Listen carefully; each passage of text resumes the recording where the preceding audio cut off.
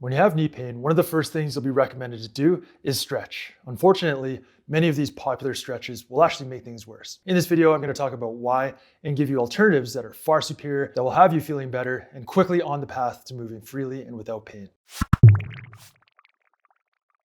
Coach you from Precision Movement here, and today we're talking about knee pain. So if you've got general knee pain where your knees just start to feel achy, maybe you go out for a run, maybe you play some tennis, and afterwards or the next day, your knees are bothering you, then this video is for you.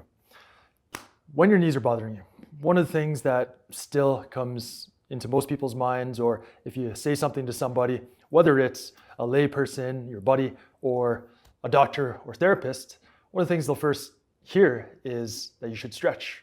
Either stretch for the pain to relieve it, or you should have been stretching to prevent it in the first place. But this couldn't be further from the truth. And today I'm going to talk about 3 popular stretches that are given to people with knee pain, why you don't want to do them, and what you should do instead.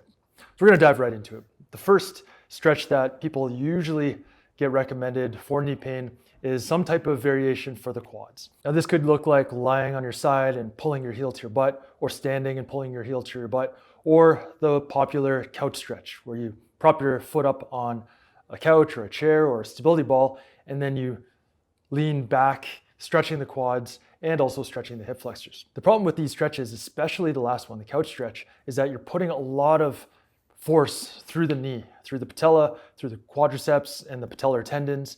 And if you've got knee pain as a result of cartilage problems or meniscus problems, this is only going to make things worse. Especially the couch stretch, because you are putting your body weight on that knee, on the patella, and simultaneously reefing on the quadriceps. That's a recipe for disaster. You're going to irritate things more than you're going to help things. So what do you do instead? Well, instead of doing a quadricep stretch, my recommendation is to do active self-myofascial release using the foam roller, which wakes up the hamstring muscles and causes active neuromuscular release of the quadriceps. And it's a very simple technique. What you do is get a foam roller, and I'll show you this side. You start with the roller just above your knee.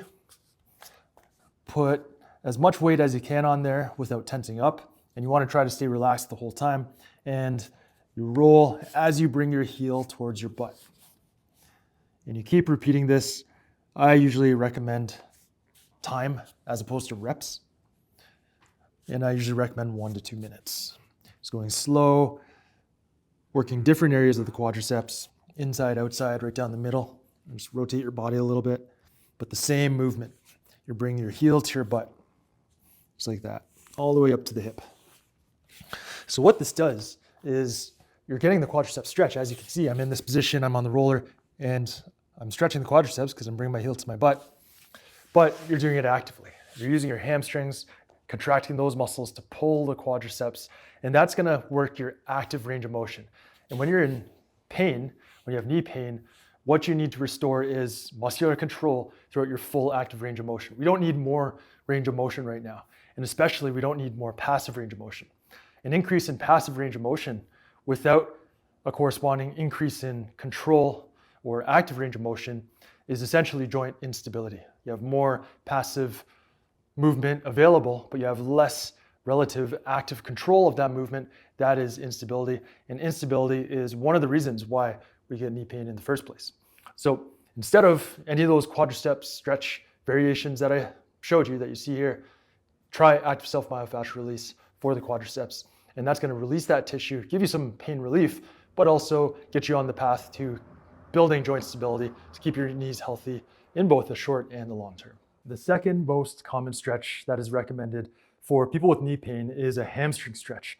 And again, there are a lot of different variations. You could be lying on your back, pulling your leg up, or you could be stretching your hamstring on a chair or a couch or a bench like this, where you stick your foot up and then you're using gravity and reaching forward to stretch the muscle back here.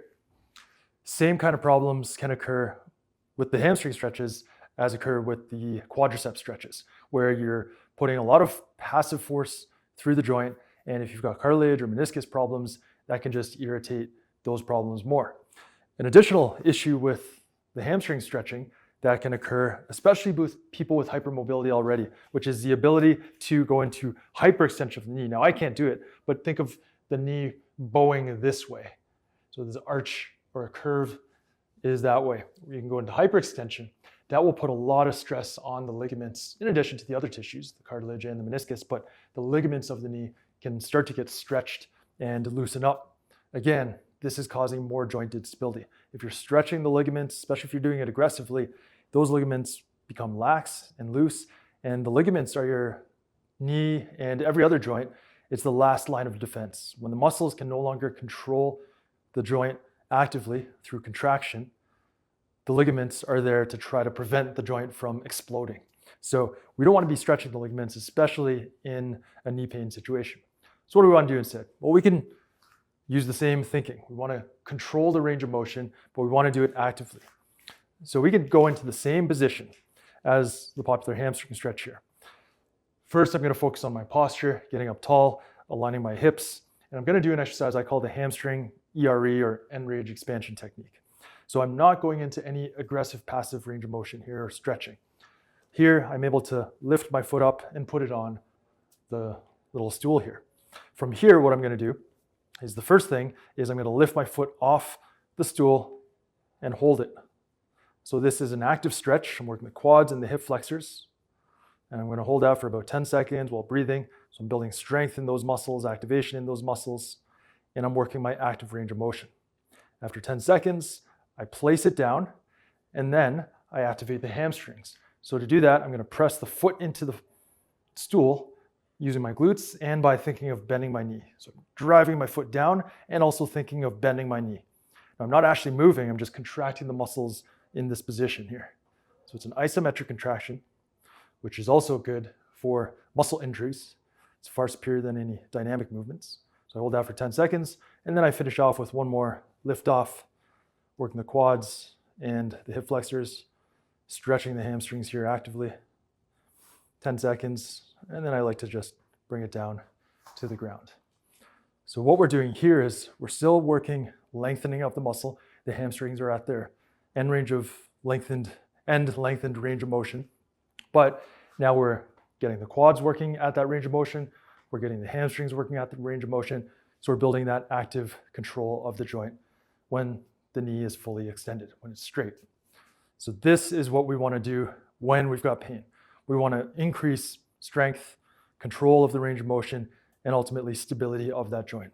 And by doing the hamstring ERE, you're going to do just that. The last stretch that I'll talk about that's often given to people with knee pain is an IT band stretch. And this can look like lying on the ground and pulling your leg over and across your body, or standing up against a wall and leaning and trying to bow the outside of your leg and hip. Now, these stretches are often given if somebody complains of knee pain that's on the outside, which can be IT band syndrome. But there's a couple things here.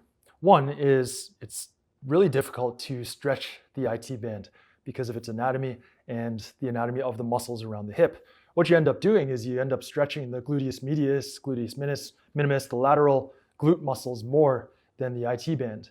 And this is the exact thing we don't want to do. Because even if we do have an IT band issue where there's tension and it's restricting your movement and causing imbalanced forces to go through the knee, we need those muscles to be active so that another muscle, the muscle that really inserts into the IT band and is responsible for a lot of the tension in the IT band, the tensor fasciae lata, can relax. This is something that I teach in many of my videos, different areas of the body, different types of injuries and syndromes and painful conditions. And it's all about compensation. Our bodies are great at compensating for muscles that don't work. We've got many muscles that do the same movement, a single movement. So when it comes to IT band syndrome and lateral knee pain, what often happens is the tensor fasciae lata overworks because the lateral glute muscles, the glute medius and glute minimus, aren't doing what they're supposed to do. So how do we deal with this? Well, instead of trying to stretch the IT band and maybe even stretching the TFL, which could be a good thing, but it can be hard to do, we need to get the glute medius and glute minimus, those lateral hip muscles, activated and strong, and that way the TFL can relax because it's trying to kick in and compensate for underactive and weak glute muscles. So what can we do? Well, first up, You can do the same active self-myofascial release for the IT band to get some relief from that tension, and for the TFL. It's similar to the ASMR for the quads, where instead of lying on your front, you're lying on your side. And you start just above the knee, and you do the same thing. Roll right up to the hip, right up to that tensor fasciae lata muscle as you bring your heel to your butt, as you bend your knee. So you do that. Again, same thing. I recommend time, so do it for about a minute. And that'll release the IT band and the tensor fasciae lata a little bit, which is great to do right before you get into the exercise that I'm going to recommend and teach you here, the side lying hip abduction. So this technique, I'll show you this side, so you can get a nice cross shot, at least on the side view. This technique, you want to lie close to the wall, maybe an inch or two away from the wall, and you want to keep your body straight. From here, we're working the top leg. You're going to bring your heel to the wall, and you're going to press into the wall a little bit so that your glute maximus gets activated.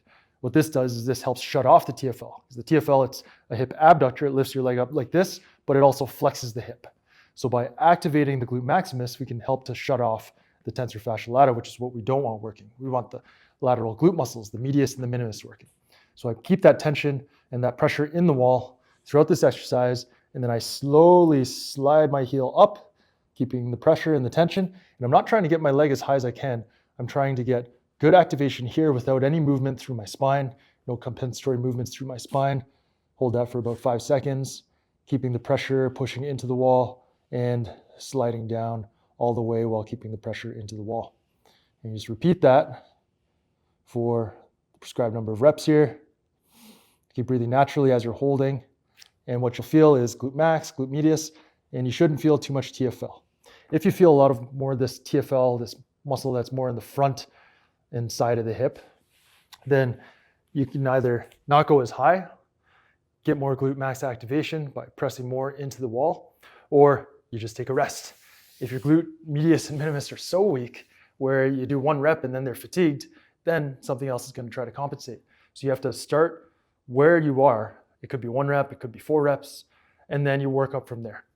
The goal is, and the intention is, to keep the glute medius and minimus working, the lateral glute muscles, before and stop before the TFL kicks in.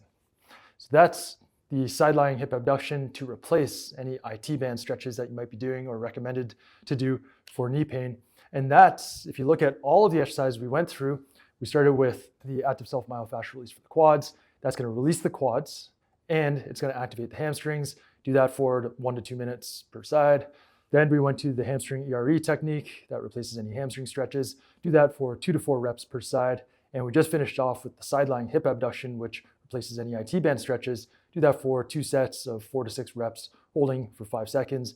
And if you do this routine 3 days a week or so for 2 to 4 weeks, this is going to make a big difference in your knee pain. Now, if you look at all of these exercises combined, we've got stretching, active stretching of the quadriceps with activation of the hamstrings. We've got activation of the quadriceps and the hamstrings while stretching the hamstrings. And we've got activation of the lateral hip muscles while getting some release through the IT band and the TFL through neuromuscular mechanisms.